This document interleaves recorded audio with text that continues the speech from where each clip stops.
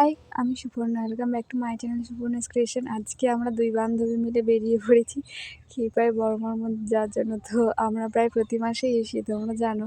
তো এই দিক দিয়ে আমরা যাচ্ছিলাম হেঁটে হেঁটে, যদিও বা ক্ষীরপাই হালদার দিক দিয়ে টোটো পাওয়া যায়, বাট আমরা তো হেঁটে যেতেই পছন্দ করি। এই রাস্তাটা দিয়ে অনেকটা মজা হয় হেঁটে যাওয়ার জন্য, একটা টাইম স্পেন্ড হয়।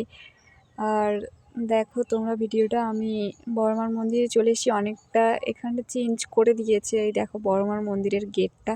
তারপর এখান দিয়ে আমরা মন্দিরের ভিতরে ঢুকবো।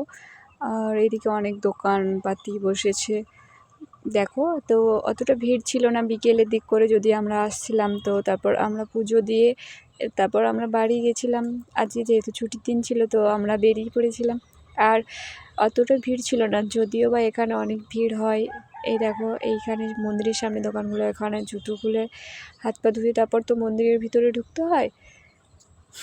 তো এই দেখো অনেক লোকজন এসেছে, আমার বান্ধবী যাচ্ছে। তো মন্দিরের ভিতরে গিয়ে তোমাদের সাথে দেখা দেখো, খুব একটা লোকজন আসেনি। তারপর মন্দিরের ভিতরে গেলাম। এইখানে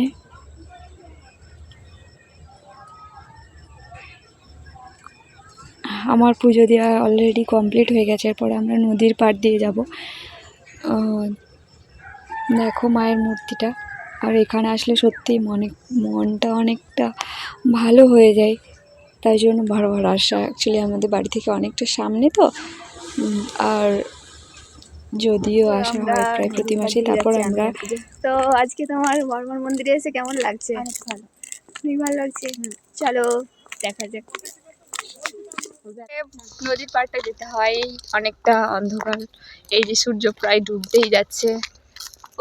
ওইখান দিয়ে ক্ষীরপাইয়ের বাস স্ট্যান্ডটা দেখতে পাবে না তোমরা।